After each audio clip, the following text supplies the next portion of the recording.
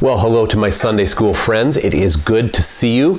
The last couple of weeks we've been talking about Joash, who started as a boy king and spent most of his time doing God's will and doing very well. But then when the high priest died, Joash forgot what he was about, what he was supposed to be doing, and he ended very, very badly. Remember that? All right, so we still have Elisha, though, who's running around doing stuff. And today we have another story about Elisha. So Elisha was up in Samaria, right? That's the northern part of what we call Israel. Elisha was there, and further north there was the nation of Syria. And the king of Syria would raid down into Israel, would attack Israel. He wanted to take over Israel. And so he would send his armies. But something started happening, that he would send his armies to a city, and the soldiers of Israel would be there. They would be defending the city. They would be ready. The city would be provisioned, and the Syrian army would have to retreat. They couldn't do anything. They couldn't attack the city. They couldn't win. And they'd go back north, and they'd think about it, and they'd pick another city that they wanted to attack, and they would get all ready, and they'd come charging down into Israel, and there the Israeli army would be again, standing outside the city. The city is prepared, the gates are closed, the people are safe, there's food, there's water, everything is ready. This happened over and over and over again, and the king of Syria was so mad because he believed that there was a spy, that one of his soldiers was a traitor, that he would make a plan to attack this city or that city, and the spy, the soldier, would get word to the king of Israel so that preparations could be made, so by the time the Syrian army got there, the Israeli army would be ready. But he looked for a spy and he couldn't find him. He asked all his soldiers, and none of them were betraying their king. And finally, one soldier said to him, "Sir, the problem isn't that we're betraying you. The problem is that Israel has a real prophet, a guy named Elisha. God talks to him. And Elisha is telling the king of Israel where we're going to go and what we're going to do." Oh, the king was mad, right? Well, we got to get this Elisha. We're going to kidnap him, and then the king of Israel won't have any warning about what we're going to do.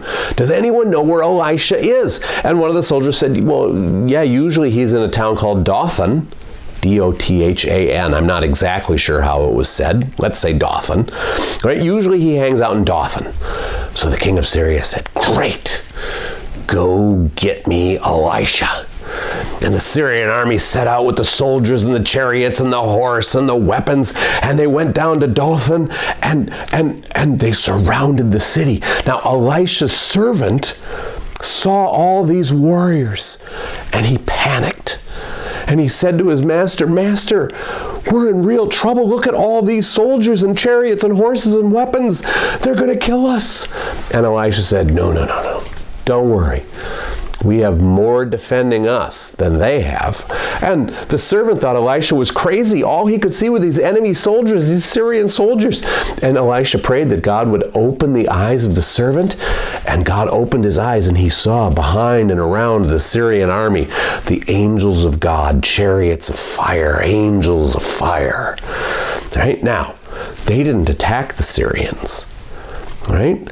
Elisha prayed another prayer, and suddenly all of the Syrians were blind.